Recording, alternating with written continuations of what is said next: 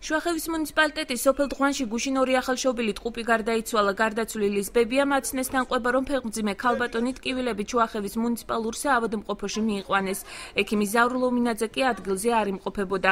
დარეჯან თავდგირიძის თქმით, ექიმმა პაციენტს კონსულტაცია მობილურის მეშვეობით გაუწია და სახლში გაწერა. სახლში დაბრუნებულ ქალბატონს კი ნაადრევი მშობიარობა დაეწყო. ოჯახში გაჩენილი ორი ტყუპები დაბადებიდან 2 საათში გარდაიცვალა. რიმა მიქელაძეს ნაადრევი მშობიარობა 6 თვის პერიოდში დაეწყო. ჩემი ზალი გუშინ დილას მიიყვანეს ავადმყოფოში. მის როგორც აყვანილი ყავდა ექიმი ლომინაძეს, არ დახვდა ავადმყოფოში, თვითონივე საუბრე ტელეფონით. გამომიწერა წამალი, რა ვიცი, მეც წამოვიყვანე სახლში. რომ ამოვედით ტკივილებმა შეაწუხა, ისე დაურეკე. უთხარი ასეთი ამბავია და საწავყო. ქალო არ შემეშვები, რამდენჯერ უნდა დამირეკო. რაიონს ყავდეს ექიმი ასე რომ არ იყოს ბათუმში და იყოს ადგილზე. ტელეფონით გააგვია კაცმა 2 სიცოცხლე გადაწყვეტა ქობულეთთან.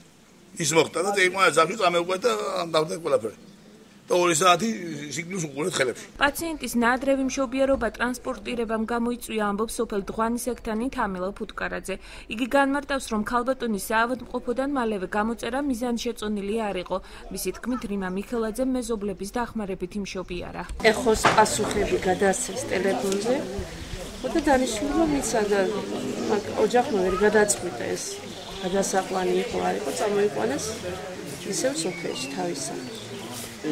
და საღამის 12 იყო საათი, რომ დაეწყო ქალს ტკივილები და იყო სწრაფი მშობიარობა და არანაირი გართულება. 2 საათ ნახევარი იცოცხლეს, ორივე ბავშვმა და 2 საათ ნახევრის მერე დაიღუპა ორი. შუახევის მუნიციპალიტეტში უბედური შემთხვევის შესახებ აჭარის ჯანდაცვის სამინისტრომ ჩვენგან შეიტყო.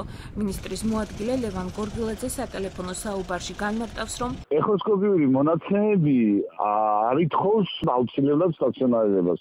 თუმცა შეთავაზება იყო, რომ არის მეორე გინეკოლოგი ადგილზე და იმასაც ესინჯება საჭირო იქნება გადაწყვიტოს დატოვა, მაგრამ დავიდა სოფელში. იმ შემთხვევაში თუ კი დაუშვათ ჩვენი მოკვლევა ამისთვის საკმარისი არ იქნება, არსებობს სპეციალური სამსახურები სამედიცინო საქართველოს ჯანდაცვის სამინისტროში, რომლებიც აი ამ საკითხს უფრო ღრმად შეისწავლენ. თავად ბრალდების ადრესატი მომხდარზე სატელევიზიო კომენტარს არ აკეთებს.